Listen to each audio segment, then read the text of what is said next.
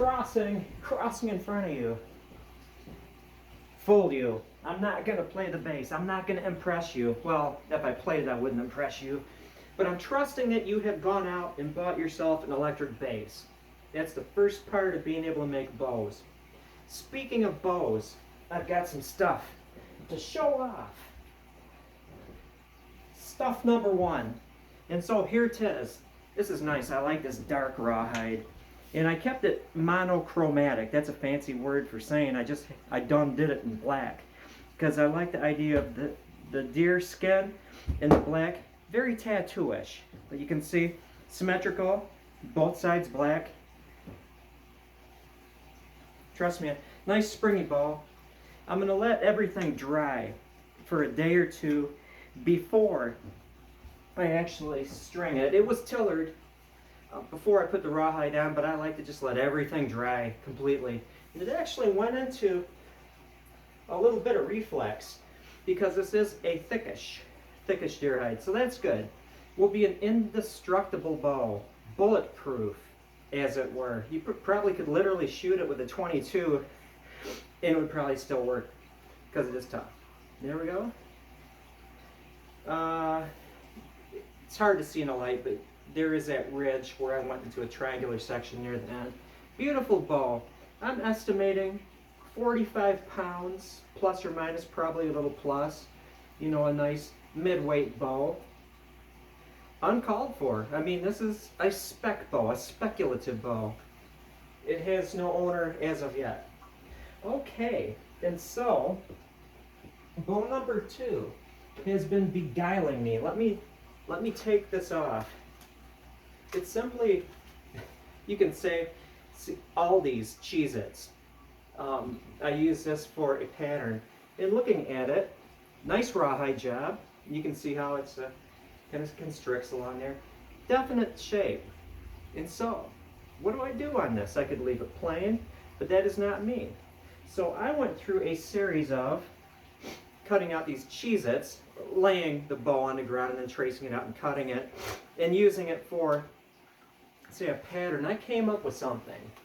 I did come up with something. Look at that linguistics that I'm throwing at you. Let me put this on here so you can see.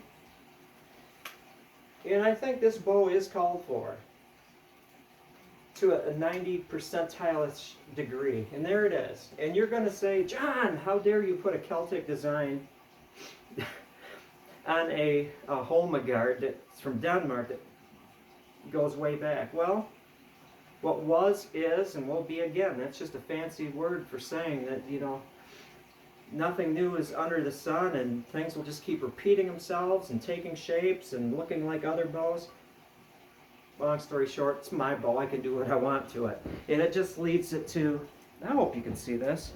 Let me get out of the way. Little knot work up there. It'll all be done freehand. You know, really, to do this pattern, there's no way that I can have like little pencil lines. So it's going to be freehand. I will cut this out, or another one similar, just to have the lines for this shape right here. I like it's got a little constriction right there too. It follows it. But all freehand. So I need to practice my knot work here. Practice, you know, breaking things into equal number of degrees. That's going to turn out nice. I could, if I wanted to punish myself, double line the outer portion right here, do a double line, but I'm going back and forth between added complexity versus the simplicity. I think just bold. Skin, deer skin, single, nice black lines. I think that would be good, and it'll be symmetrical. This thing will be down here. And so there it is. I think it works. It is, again, a Holmegard. Not a Celtic bow, but